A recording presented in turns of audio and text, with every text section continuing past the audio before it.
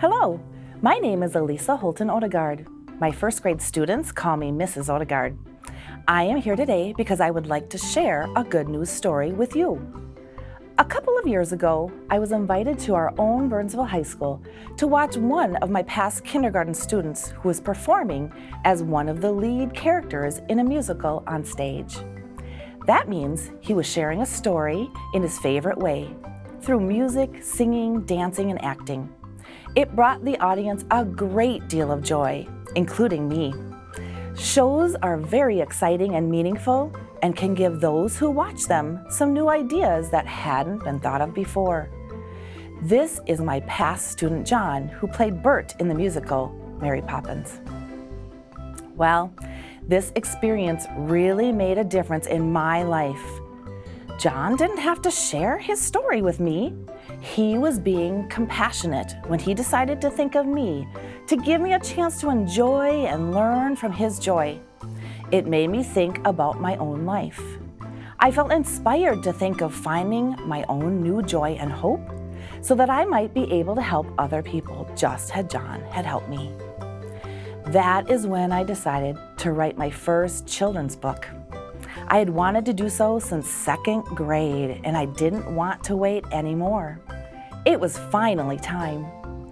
As an elementary teacher, my students' happiness is very important to me. I was noticing that even though my students were still happy for some of the time, they were feeling more and more stressed and getting upset easier. Can you connect with this feeling? Has it felt a little more stressful when you have gone into another school year where you don't know how the year will go? You might feel bothered when you have to wear a mask all day. That's normal, but we need to find a way to deal with our feelings calmly. In order to write my book story, I simply told about what I knew in my life. I used family members and past students that inspired my characters, and used a place that I love to spend time in as my setting. I decided that my past student John should become the main character because he had been so kind to include me in his life. Then I shared my ideas through writing of how my students could use their imagination, deep breaths, and calming strategies to get through their stresses and return back to happiness. I named my book Imagine. Will you try something with me that I think will help you? Close your eyes. Use your imagination to think of your favorite animal at the zoo. Can you see it in your mind?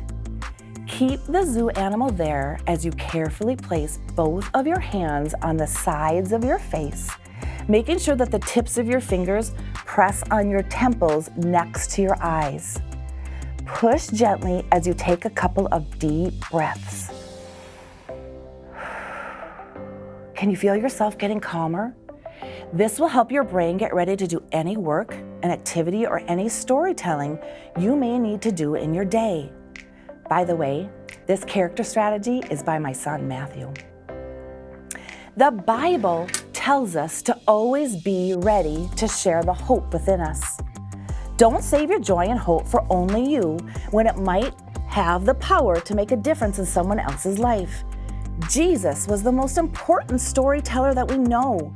He told so many meaningful stories of hope that he changed more lives for the better than anyone. However, he didn't do it alone. When Jesus lived, there were no cell phones or telephones to get his words told to many people. It took those people who heard his stories to have the courage to go and share them with more people. Then those people told more people, and it was repeated over and over again. His message of hope reached a lot of people. So what can you do? You can choose to tell people you meet about Jesus' story too. Or you can act like Jesus and share your story with people in your life about something you know about or are passionate about that will help them. The unique ideas in your head might be something that other people never thought about and could bring them hope. Don't be nervous. Just take a deep breath. Use your imagination to calm yourself and believe in you. I do. Tell your story. Maybe you could even write it down. You might just make someone's life better, just like Jesus.